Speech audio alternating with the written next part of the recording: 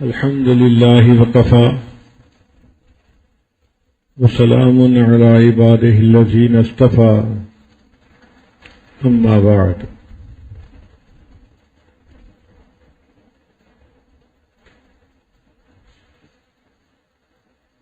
اعتکاف کی اس مسجد مجلس میں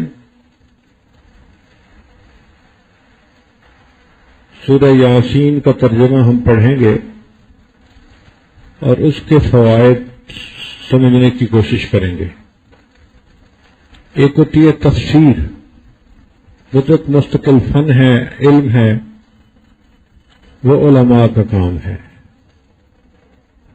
ہم جیسے طالب علم تو قرآن مجید کا ترجمہ سمجھیں اور پھر اس میں جو نکات ہیں، فوائد ہیں، ان کو سمجھنے کی کوشش کریں۔ ہمارے تدبر کی انتہا یہیں تک ہے۔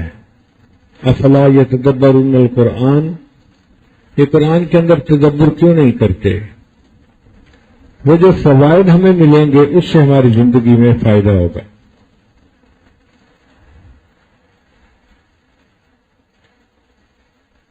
قرآن مجید کی جو سورت جس کو سورہ یاسین کہتے ہیں،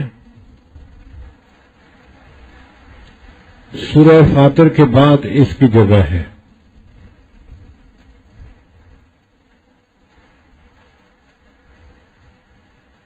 یاسین والقرآن الحکیم، یاسین حروف مقطعات میں سے ہے اور قرآن الحکیم میں اللہ نے قسم کھائی ہے، قسم ہے اس کے قرآن کی، انک لمن المرسلین، آپ تحقیق بھیجے ہوئے میں سے ہیں۔ یعنی اللہ تعالیٰ نے نبی علیہ الصلوۃ والسلام کی رسالت کی قسم کھا کر گواہی دی ہے۔ باقی انبیاء کی رسالت کی بھی اللہ نے گواہیاں دی ہیں، لیکن قسم کھا کر گواہی دینا یہ اعزاز صرف سید الانبیاء حضرت محمد مصطفیٰ احمد مجتبیٰ صلی اللہ علیہ وسلم کو حاصل ہے۔ علی صراط مستقیم، آپ سیدھی راہ کے اوپر ہیں۔ تنزیل العزیز الرحیم، یہ قرآن اتارا گیا زبردست رحم والے نے، اتارا زبردست رحم والے نے۔ لتنذر قوما ما انذر آباؤہم فہم غافلون، تاکہ تو ڈرائے ایک قوم کو کہ جنہوں نے نہیں ڈر سنا ان کے باپ دادوں نے، فہم غافلون، لہذا وہ بے خبر ہیں۔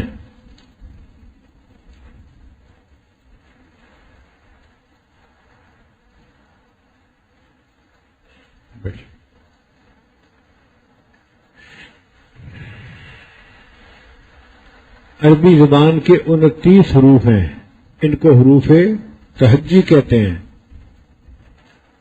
ان میں اگر الف اور حمزہ اس کو ایک سمجھا جائے تو کل 28 بنتے ہیں، پھر 28 بنتے ہیں۔ ان 28 میں سے 14 حروف مقطعات میں استعمال ہوئے ہیں۔ ان کا علم اللہ تعالیٰ کے پاس ہے، یا اللہ نے اپنے پیارے حبیب صلی اللہ علیہ وسلم کو عطا کیا، یا اپنے پیارے اولیاء میں سے جس کو چاہا عطا کیا۔ چنانچہ امام ربانی حضرت مجد الثانی رحمۃ اللہ علیہ اپنے مکتوب میں لکھتے ہیں کہ اللہ تعالیٰ نے مجھے حروف مقطعات کا علم عطا فرمایا، اور جن دنوں یہ علم مجھے مل رہا تھا پورے سرہند شہر کے اوپر فرشتوں کا پہرا تھا کہ شیطان شہر میں ہی داخل نہ ہو سکے۔ اتنی حفاظت کے ساتھ ان کو حروف مقطعات کا علم عطا کیا گیا۔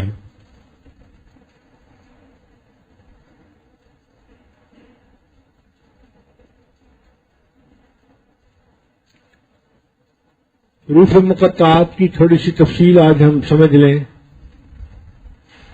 اس کے 3 حصے ہیں۔ پہلا ہے الف سے زال تک، یہ 9 حروف بنتے ہیں، الف با تا سا، اگر گنے تو الف سے زال تک کتنے بنتے ہیں؟ 9 حروف بنتے ہیں۔ ان میں الف اور ہا یہ 2 حروف استعمال ہوئے اور باقی 7 حروف کو چھوڑ دیا گیا۔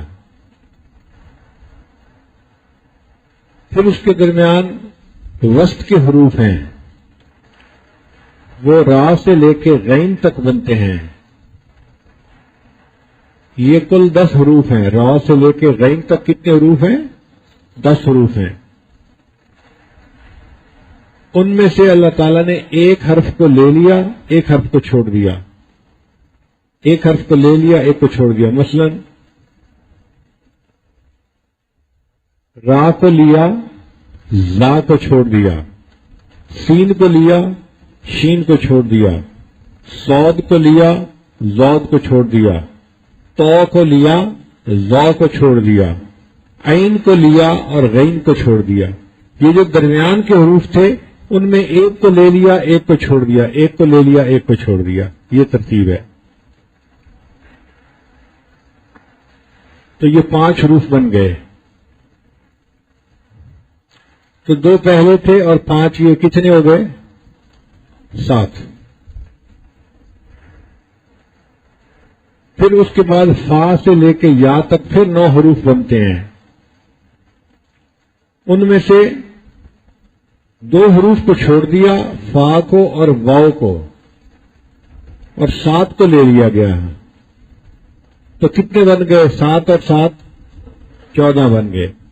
یعنی حروف تہجی کے 3 حصے بنیں گے. پہلے 9 حروف کا ایک حصہ بنے گا، اس میں سے اللہ تعالیٰ نے دو حروف کو استعمال فرمایا، 7 کو چھوڑ دیا. جو استعمال ہوئے وہ الف اور ہا تھے، اور 7 کو چھوڑ دیا. پھر جو آخری حصہ تھا وہ تھا فا سے لے کے یا تک. اس میں اللہ تعالیٰ نے 2 کو چھوڑ دیا اور 7 کو لے لیا. جن کو چھوڑا وہ تھے فا اور واو. تو 7 اور 2 9 گئے. باقی درمیان کا وسط کا حصہ رہ گیا.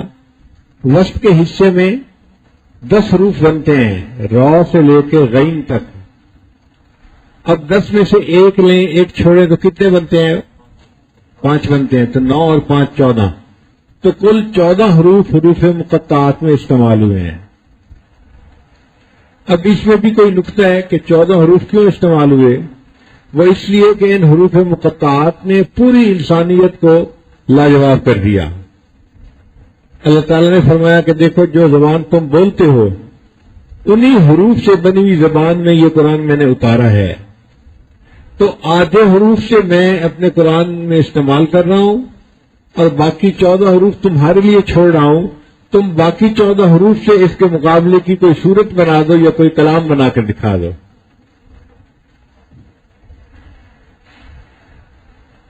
تو حروف تہجی کتنے ہیں؟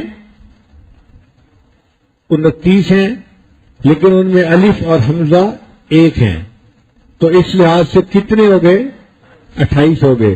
ان 28 میں سے کتنے حروف استعمال ہوئے ہیں؟ حروف مقطعات میں 14 حروف استعمال ہوئے. اس کی ترتیب کیا ہے؟ 3 حصے بنائے گئے. پہلا حصہ ہے الف سے لے کے زال تک. الف سے لے کے زال تک.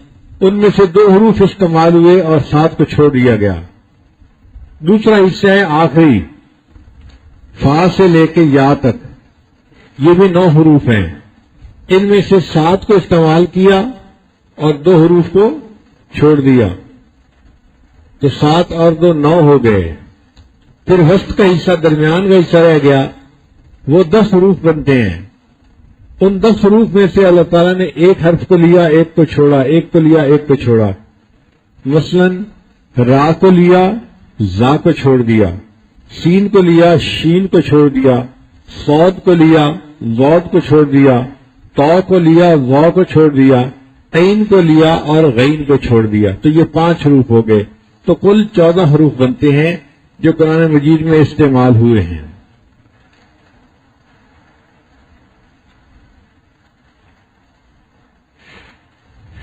یہیں تک ہمارے لیے فائدہ کافی ہے کہ ہمیں حروف مقطعات کے بارے میں ایک آئیڈیا ہو کہ اللہ تعالیٰ نے قرآن مجید میں کن حروف کو حروف مقطعات میں استعمال کیا ہے، لیکن عربی طلباء کے لیے ہمیں تھوڑا سا اور بھی آگے جاننے کی ضرورت ہے۔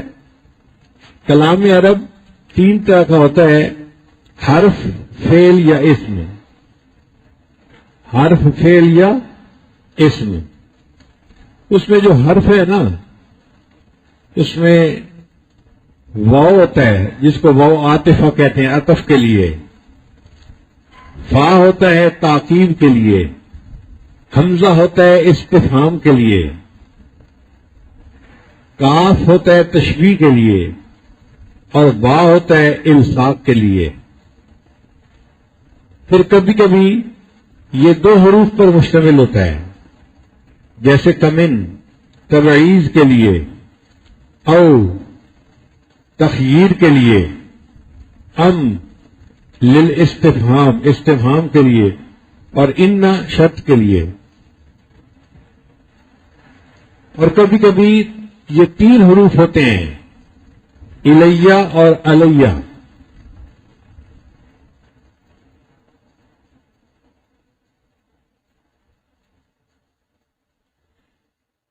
جو اسم اور فعل ہے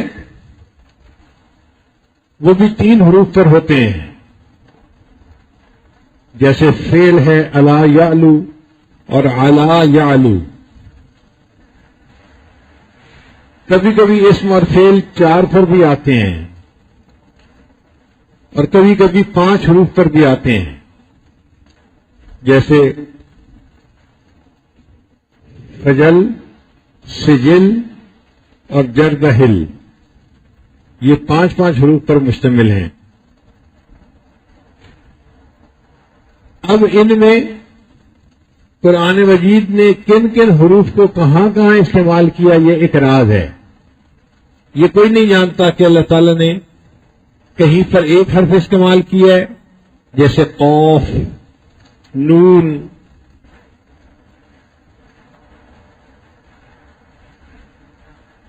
طا، اور کہیں کہیں پہ 2 حروف استعمال ہوئے ہیں، جیسے حامیم۔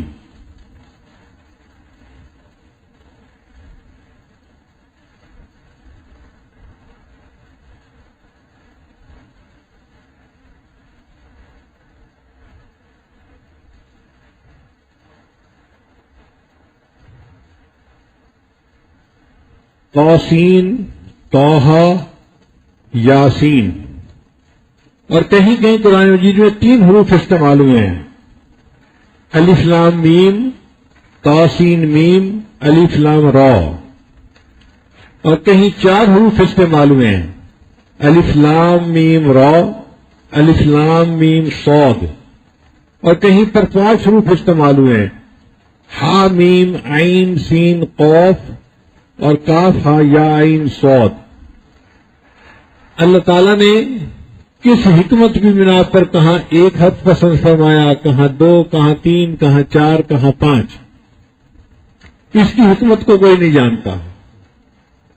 اس کے سامنے عرب لوگوں کی زبانیں گنگ ہو گئیں کہ واقعی یہ عام حروف سے بنا ہوا کلام ہے، لیکن اس کی حکمتوں کو ہم میں سے کوئی نہیں سمجھ سکتا۔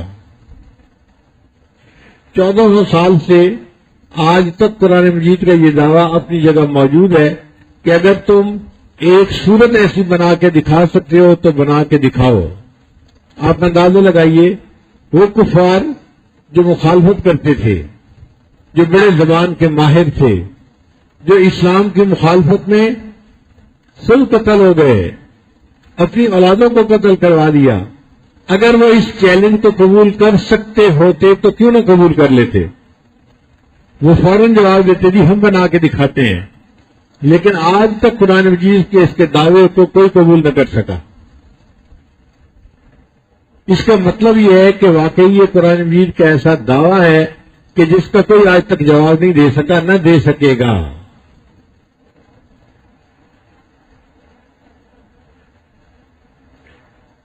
بعض مفسرین نے کچھ حروف کے معنی بیان کیے ہیں سمجھنے کی خاطر، مثال کے طور پر الف لام میم، یہ 3 حروف ہیں.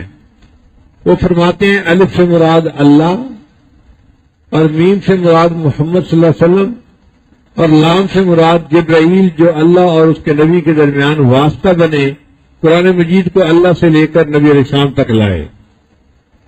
تو انہوں نے اس طرح کچھ حروف کے معانی بھی بتائے ہیں. الف لام میم، الف سے مراد اللہ اور میم سے مراد محمد صلی اللہ علیہ وسلم، اور لام سے مراد جبرائیل کہ وہ جبرائیل واسطہ بنے اور اللہ تعالیٰ کا کلام نبی علیہ السلام تک پہنچانے والے بنے. بعض حروف کو اگر جمع کیا جائے تو یہ نام بھی بن جاتا ہے، جیسے الف لام را، ایک جگہ پر یہ حروف مقطعات آئے ہیں، اور حامیم یہ بھی آئے ہیں، اور نون یہ حرف ہی آیا ہے. اگر ان تینوں کو ملائیں تو یہ الرحمن بنتا ہے. اب الرحمن کے اس لفظ کو اس طرح ڈیوائڈ کر کے صورتوں کے آگے لانے میں کیا حکمت ہے، یہ اللہ تعالیٰ ہی بہتر جانتے ہیں.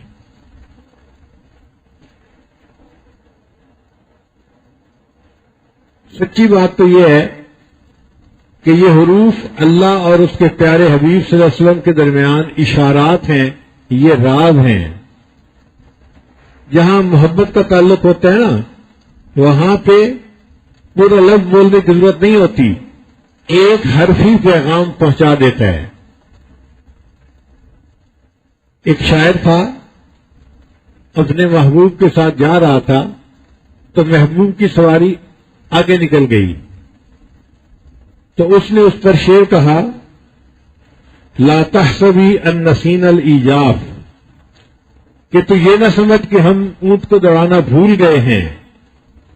فقلت لہا کفی فقالت لی کاف، میں نے اسے پکارا کفی، کف کہتے ہیں رک جانے کو، اگر مرد ہو تو کف کہیں گے، اگر عورت ہو تو تسنیہ کا صیغہ کفی کہیں گے. تو میں نے کہا کہ رک جاؤ، تو اس نے مجھے کہا کہ تمہیں پورا لفظ بولنے کی کیا ضرورت ہے، اگر کفی کہو گے تو سب سمجھ جائیں گے کہ تم مجھے رکنے کا اشارہ کر رہے ہو. تم اگر صرف قاف ہی کہہ دیتے تو میں تمہارے پیغام کو سمجھ جاتی. تو پورا لفظ بولنے کی ضرورت نہیں، ایک حرف بولنا کافی ہے. اس سے پتہ چلتا ہے کہ جس طرح عاشق و معشوق ایک دوسرے کے ساتھ ایک حرف میں کوڈ میں بات کر جاتے ہیں، اللہ تعالیٰ نے بھی اپنے پیارے حبیب صلی اللہ علیہ وسلم کے ساتھ حروف مقطعات میں کوڈ کے ذریعے سے پیغام پہنچا دیا، ان کے ساتھ باتیں کر لی، اور ان باتوں کو مخلوق کو کچھ پتہ نہیں چلا.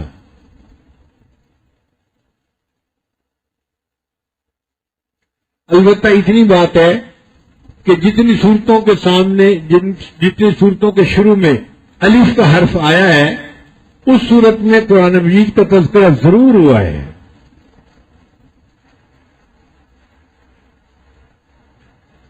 جن صورتوں کے شروع میں تو کا حرف آیا ہے، ان میں حضرت موسیٰ علیہ السلام کا تذکرہ بھی ہوا اور اژدہا کے واقعے کا تذکرہ بھی ہوا.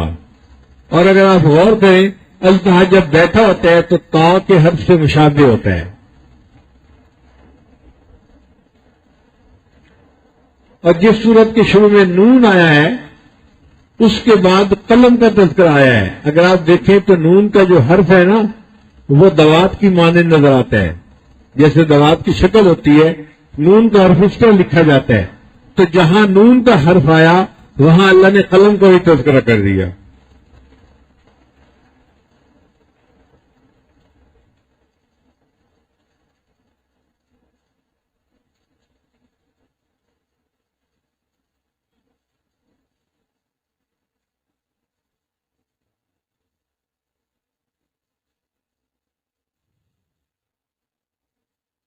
اب اس کو یاد رکھنے کے لیے ہم ایک دفعہ پھر دہرا لیتے ہیں تاکہ ہمیں سبق یاد رہے. عربی زبان کے کتنے حروف تہجی ہیں؟ 29. ان میں سے 2 حرف ایک جیسے ہیں، جیسے حمزہ اور الف. تو پھر کل کتنے پیچھے بچ گئے؟ 28 بچ گئے. اب ان 28 میں سے حروف مقطعات میں کتنے حروف استعمال ہوئے ہیں؟ 14 حروف، اللہ تعالیٰ نے آدھے حروف کو استعمال کیا. اس میں کیا حکمت ہے؟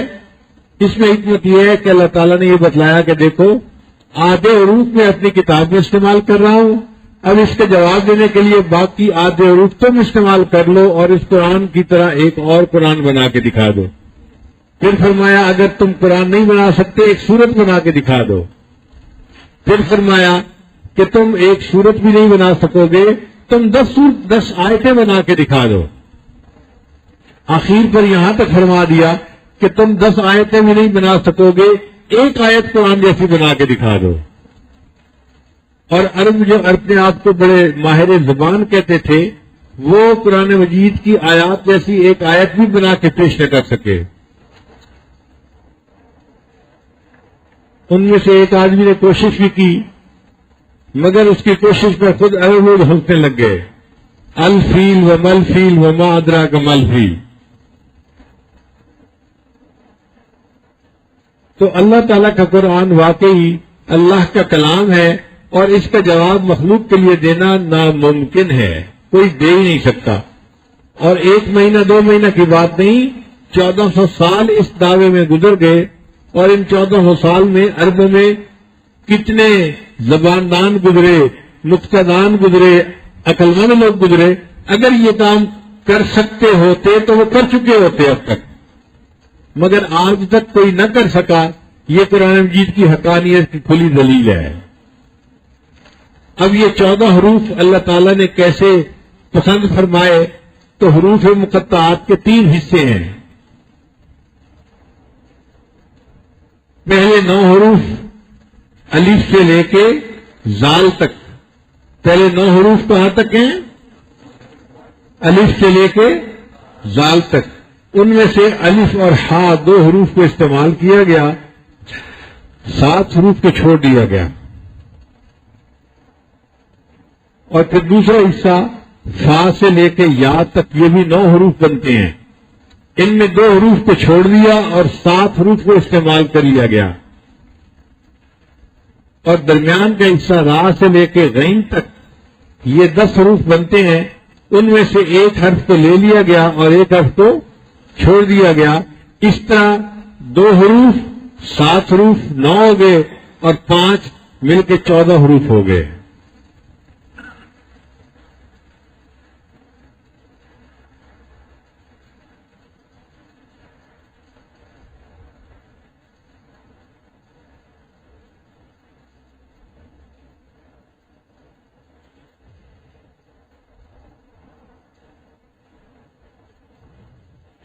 مفسرین نے لکھا ہے کہ یہ حروف مقطعات اللہ اور اس کے پیارے حبیب صلی اللہ علیہ وسلم کے درمیان راز کی باتیں ہیں، مگر کہیں کہیں جو مفہوم سمجھ سکی عقل انہوں نے وہ بھی لکھ دیا ہے. جیسے الف لام میم حروف مقطعات ہیں تو ان کا انہوں نے معنی کیا لیا؟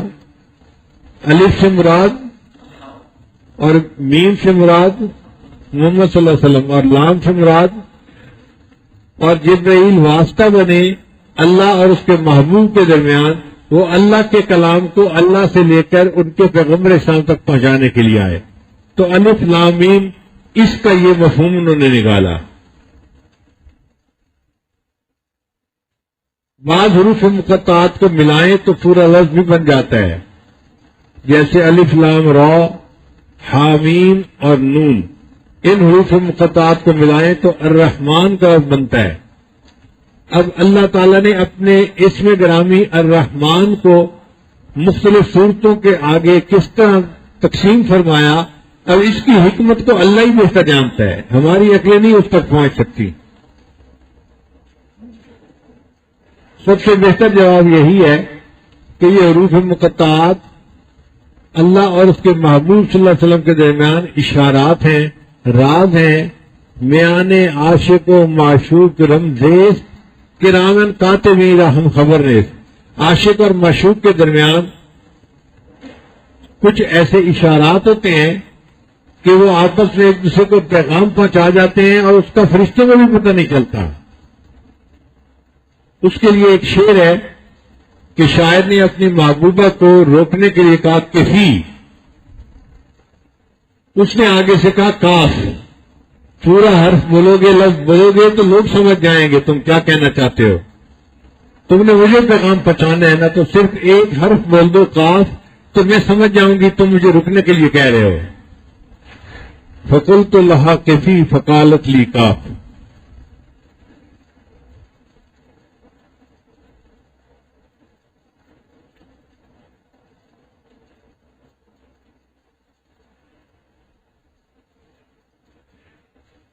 اب یاسین کا جو لفظ ہے اس کے بارے میں مفسرین کے کچھ اقوال ہیں. بعض فرماتے ہیں کہ یہ یا انسان کا معنی رکھتا ہے. انسان کی اس میں تصغیر بنائے نا تو انیسین بنتی ہے، تو اس میں سے انیس کو نکال کے اس کی جگہ حرف یا ندا لگا دو تو یاسین لفظ بن جائے گا. تو یہ گویا یا انسان کا لفظ ہے. بعض نے کہا کہ نہیں، یہ اللہ تعالیٰ کے ناموں میں سے ایک نام ہے اور اس کی حقیقت کو اللہ بہتر جانتے ہیں. اسی وجہ سے امام مالک رحمۃ اللہ فرماتے تھے کہ یاسین لفظ نام رکھنا بندے کے لیے جائز نہیں ہے. امام مالک رحمۃ اللہ فرماتے تھے، مگر علماء نے اس میں آسانی کر دی. وہ کہتے ہیں کہ اگر کوئی یاسین نام رکھے تو یاسین اس طرح لفظ نہ لکھے جس طرح قرآن مجید میں لکھا ہوا ہے، بلکہ یا اور الف ساتھ ملائے اور آگے سین لکھ دے. تو قرآن مجید کی آیت ہے سلام علی الیاسین، تو الیاسین کے اوپر پھر یاسین کا لفظ کہنا جائز ہو جائے گا. تو جن لوگوں کے نام یاسین ہیں وہ یاسین جو سورہ یاسین کے آگے ہے اس طرح نہ لکھیں، بلکہ الف کے ساتھ لکھیں تاکہ الیاسین کے وزن پہ ان کا نام بن جائے.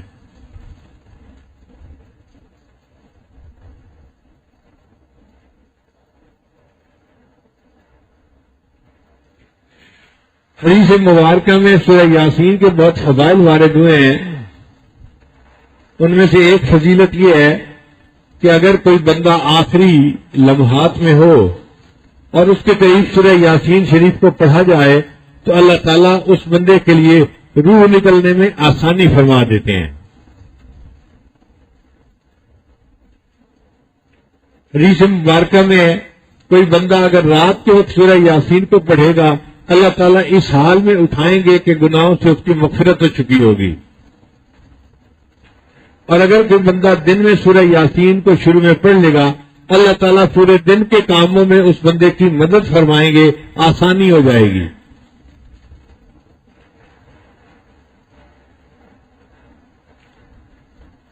نبی علیہ السلام نے فرمایا لکل شیء قلب وقلب القرآن یاسین، ہر چیز کا ایک دل ہوتا ہے اور قرآن مجید کا دل سورہ یاسین ہے. تو سورہ یاسین کی اہمیت کے لیے اتنا ہی ارشاد کافی ہے کہ یہ قرآن مجید کا دل ہے.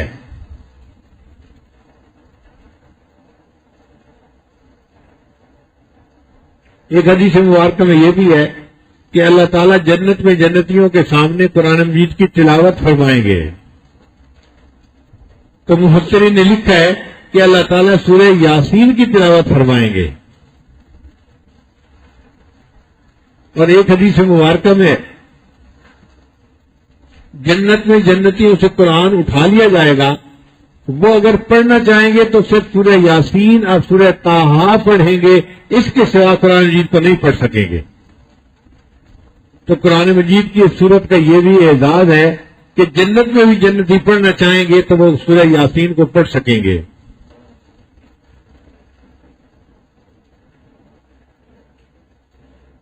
میں نے اپنے والدین کے زمانے میں سورہ یاسین کو بہت کثرت سے گھر میں پڑھتے ہوئے دیکھا ہے. گھر میں کوئی پریشانی آتی، کوئی مسئلہ آتا تو میرے والد صاحب فرمایا کرتے تھے کہ سورہ یاسین کو مبینوں کے ساتھ پڑھو. قرآن مجید میں 7 مرتبہ مبین کا لفظ استعمال ہوا ہے. شروع سے پڑھنا شروع کریں، پہلے لفظ مبین تک پڑھیں، پھر شروع کریں پھر دوسرے مبین لفظ تک، پھر تیسری مرتبہ شروع کریں پھر تیسرے مبین لفظ تک، پھر چوتھا، پھر پانچواں، 7 اس طرح کر کے پڑھیں اور پھر دعا مانگیں. تو میرے والد صاحب فرمایا کرتے تھے کہ دعا قبول ہوتی ہے اللہ تعالیٰ پریشانی کو دور کر دیتے ہیں۔ میں نے اپنے بچپن میں اپنے والدین کو سینکڑوں مرتبہ مبین کے ساتھ سورہ یاسین پڑھتے ہوئے دیکھا ہے۔ پھر جب بڑے ہوئے تو حضرت مرشد عالم رحمۃ اللہ کے پاس حاضری ہوئی تو حضرت مرشد عالم رحمۃ اللہ بھی جب کبھی کوئی پریشانی آ جاتی تھی تو سورہ یاسین کو مبین کے ساتھ پڑھنے کا حکم فرماتے تھے۔ تو جو عمل والدین میں نے زندگی میں دیکھا تھا بچپن میں، اس کو جوانی میں اپنے شیخ کی زندگی میں بھی دیکھا۔ تو مشائخ کے یہاں یہ معمول رہا ہے، بہت سارے لوگ پریشانیوں کا شکار ہوتے ہیں اور پھر عملیات والوں کے پیچھے بھاگتے ہیں۔ عملیات والوں کے پیچھے جانے کی ضرورت نہیں، زندگی کی پریشانی کے لیے سورہ یاسین کو مبین کے ساتھ پڑھ لیا جائے تو کفایت کرتا ہے۔ بعض لوگ مل کے 40 مرتبہ سورہ یاسین پڑھ لیتے ہیں تو اللہ تعالیٰ اس کی وجہ سے بھی دعاؤں کو قبول فرما لیتے ہیں۔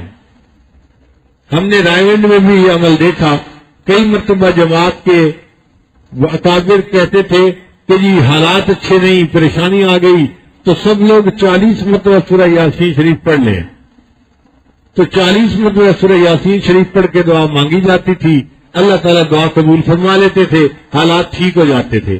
تو یہ بزرگوں میں بہت کثرت کے ساتھ عمل ہے۔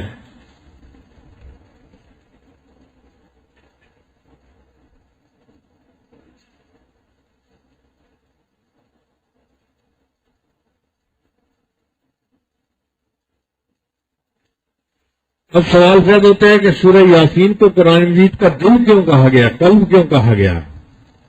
تو مفسرین نے لکھا ہے کہ 3 عقیدے بنیادی ہیں، ایک اللہ تعالیٰ کی وحدانیت کا، ایک نبی علیہ الصلوۃ والسلام کی رسالت کا، اور ایک موت کے بعد حشر نشر، دوبارہ زندہ ہونا اور سوال و جواب کا ہونا، یہ بنیادی عقیدہ ہے۔ اس سورہ یاسین شریف میں ان تینوں عقائد کے اوپر بات کی گئی ہے۔ سورہ یاسین شریف میں 3 بنیادی نکات کو کھولا گیا ہے، ایک وحدانیت کو، ایک نبی علیہ السلام کی رسالت کو، اور تیسرا بعثت کو، یعنی مرنے کے بعد جو اٹھنا ہے اور جواب دینا ہے، اس کو کھولا گیا ہے۔ کیونکہ تینوں بنیادی نقطے اس میں کھولے گئے، اس وجہ سے اللہ تعالیٰ کے محبوب صلی اللہ علیہ وسلم نے اس سورت کو پورے قرآن مجید کا دل کہا ہے۔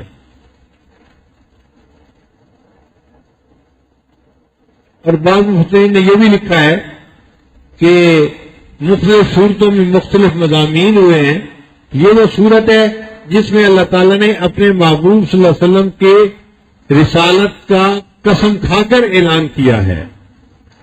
چونکہ محبوب کو تسلی دی گئی اور ان کو بتایا گیا کہ آپ سیدھے راستے پر ہیں، آپ پریشان نہ ہوں ان کفار کے رد عمل کی وجہ سے، تو محبوب کے دل کو تسلی ہوئی، خوشی ہوئی، اسی لیے اس کو قرآن مجید کا قلب کہا گیا۔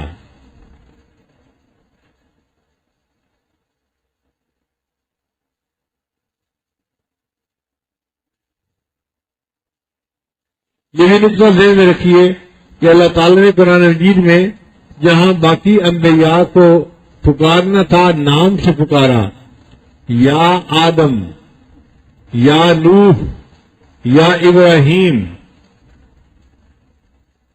یا یحییٰ، یا موسیٰ، یا عیسیٰ، مختلف انبیاء کو پکارنا تھا تو ان کے نام لے کر پکارا گیا۔ لیکن جب اپنے محبوب صلی اللہ علیہ وسلم کی باری آئی تو اللہ تعالیٰ نے اپنے محبوب صلی اللہ علیہ وسلم کو نام لے کے کہیں نہیں پکارا۔ پورے قرآن مجید میں یا محمد کا لفظ کہیں نظر نہیں آئے گا۔ اللہ نے ان کو القاب سے پکارا، یا ایھا الرسول، یا ایھا النبی، یا ایھا المزمل، یا ایھا المدثر، اللہ نے القاب کے ساتھ اپنے محبوب کو خطاب فرمایا۔ تو یہ جو یاسین ہے یہ بھی گویا نبی علیہ السلام کا نام تھا، صفاتی نام تھا، اور اللہ تعالیٰ نے اپنے محبوب صلی اللہ علیہ وسلم کے نام سے ان کو اس طرح پکارا۔ بعض حدیث میں ہے کہ طٰہٰ بھی نبی علیہ السلام کا نام ہے، اس لیے ایک سورت کے سامنے طٰہٰ کے حروف بھی آئے ہیں۔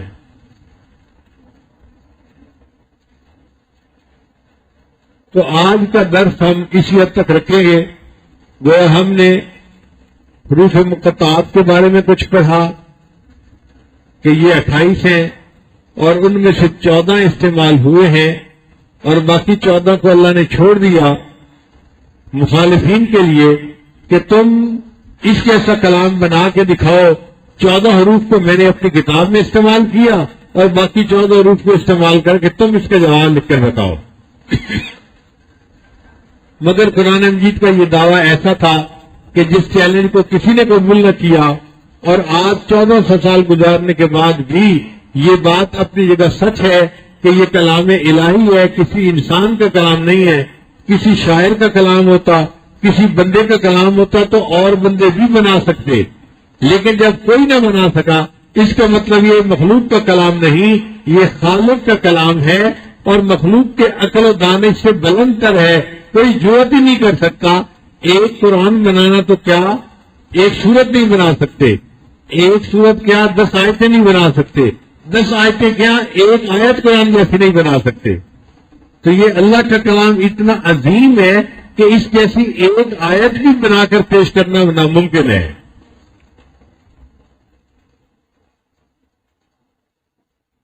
پھر یہ جو حروف مقطعات ہیں یہ اللہ کے محبوب صلی اللہ علیہ وسلم کے اور اللہ کے درمیان راز ہیں.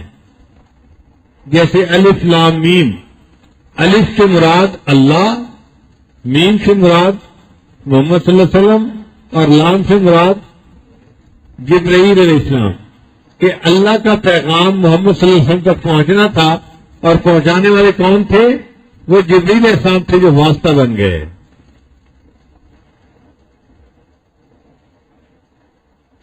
اور اکثر جن صورتوں کے سامنے الف کا حرف استعمال ہوا ہے اس میں قرآن مجید کا تذکرہ ضرور ہے. الف لام میم ذالک الکتاب لا ریب فیہ، الف لام را تلک آیات الکتاب المبین. تو الف کا جہاں بھی حرف آیا ہے آگے کی آیات میں قرآن مجید کا تذکرہ ضرور آیا ہے. اور جس صورت کے آگے تو کا حرف آیا ہے اس صورت میں حضرت موسیٰ علیہ السلام کا تذکرہ آیا ہے، یا پھر جو اژدہا کا واقعہ حضرت موسیٰ علیہ السلام کو پیش آیا اس واقعے کا تذکرہ آیا ہے. اگر ہم اژدہا کو دیکھیں تو اس کی شکل دیکھنے میں کیسے لگتی ہے؟ تو کے حرف کی مانند ہوتی ہے. اور جس صورت کے سامنے نون کا حرف آیا ہے اس کے آگے قلم کا تذکرہ ضرور آیا ہے. اگر ہم نون کے حرف کو دیکھیں تو وہ دوات کی مانند نظر آتا ہے.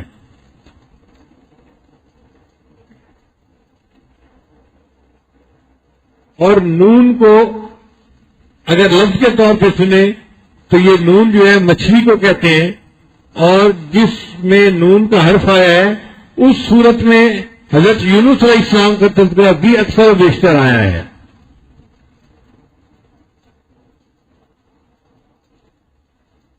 بہرحال فیصلہ کن بات یہی ہے کہ یہ حروف مقطعات اللہ اور اس کے محبوب صلی اللہ علیہ وسلم کے درمیان راز ہیں، اور اس کی دلیل یہ ہے کہ عاشق و معشوق ایک دوسرے کے ساتھ اشاروں میں باتیں کر دیتے ہیں، ان کو پورے پورے لفظ بولنے کی ضرورت نہیں پیش آتی. میان عاشق و معشوق رمزیست کرامن کاتبی راہم خبر ریست.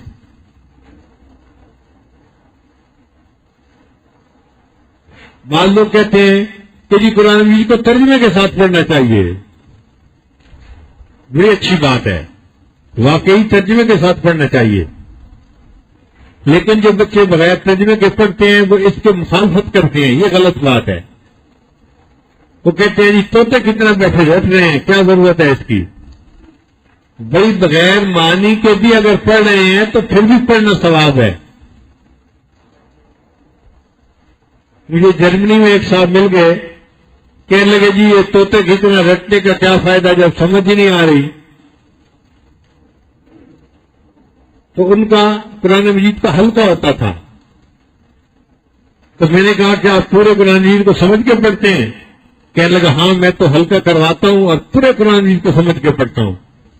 میں نے کہا اچھا ترجمہ کرو، کاف ہاں یا عین صاد، اس کا ترجمہ کیا ہے؟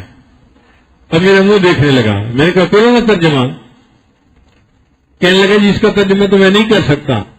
میں نے کہا اگر یہ بغیر ترجمے کے ہر لفظ پڑھا اور اس پر اللہ نے اجر دیا تو باقی قرآن مجید کو بغیر ترجمے کے پڑھیں گے تو اللہ کیوں اجر ادا نہیں فرمائیں گے؟ اس پر بھی اجر ملے گا۔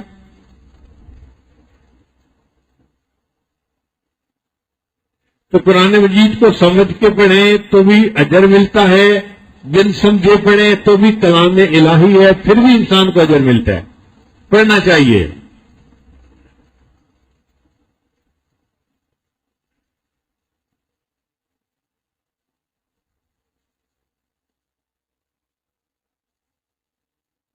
اللہ تعالیٰ نے یاسین کے حروف کے بعد پھر اپنے حبیب صلی اللہ علیہ وسلم کی رسالت کا تذکرہ کیا، پھر قرآن مجید کی قسم کھائی اور قسم کھا کے اپنے حبیب صلی اللہ علیہ وسلم کی رسالت کا تذکرہ کیا۔ انک لمن المرسلین، بے شک آپ بھیجے ہوئے میں سے، آپ رسولوں میں سے ہیں۔ اب اللہ تعالیٰ گواہی دیں تو یہی بہت تھا، کہ جائے کہ اللہ تعالیٰ قسم کھا کر گواہی دیں، یہ تو اور بات مؤکد ہو گئی، اور اس سے نبی اسلام کی شان اور زیادہ کھل کر سامنے آ گئی۔ تو اللہ تعالیٰ نے تمام انبیاء، بہت سارے انبیاء کی رسالت کی گواہی دی ہے، لیکن قسم اٹھا کر گواہی صرف اپنے محبوب صلی اللہ علیہ وسلم کی رسالت کی دی ہے۔ انک لمن المرسلین، بے شک آپ رسولوں میں سے ہیں۔ اور پھر یہ بھی گواہی دی علی صراط مستقیم، کہ آپ سیدھے راستے کے اوپر ہیں۔ اب دیکھیے، ہم روزانہ نماز کے اندر سورہ فاتحہ پڑھتے ہیں، اہدنا الصراط المستقیم، اے اللہ ہمیں سیدھے راستے کی رہنمائی فرما دیجیے۔ تو کوئی اگر ہم سے پوچھے کہ بھائی سیدھا راستہ کون سا ہے، تو ہم کیا جواب دے سکتے ہیں کہ سیدھا راستہ وہ ہے جو نبی علیہ السلام کی سنت والا راستہ ہے، کیونکہ اللہ گواہی دیتے ہیں کہ علی صراط مستقیم، آپ سیدھے راستے کے اوپر ہیں۔ تو نبی علیہ السلام کی سنت کی پیروی والا راستہ یہ صراط مستقیم ہے۔ جو محبوب کی سنت پر عمل کرے گا وہ سیدھے راستے کے اوپر اپنی زندگی گزارے گا، جو قرآن مجید کی تعلیمات پر عمل کرتا ہے وہ سیدھے راستے میں زندگی گزارتا ہے۔ وآخر دعوانا ان الحمد للہ رب العالمین۔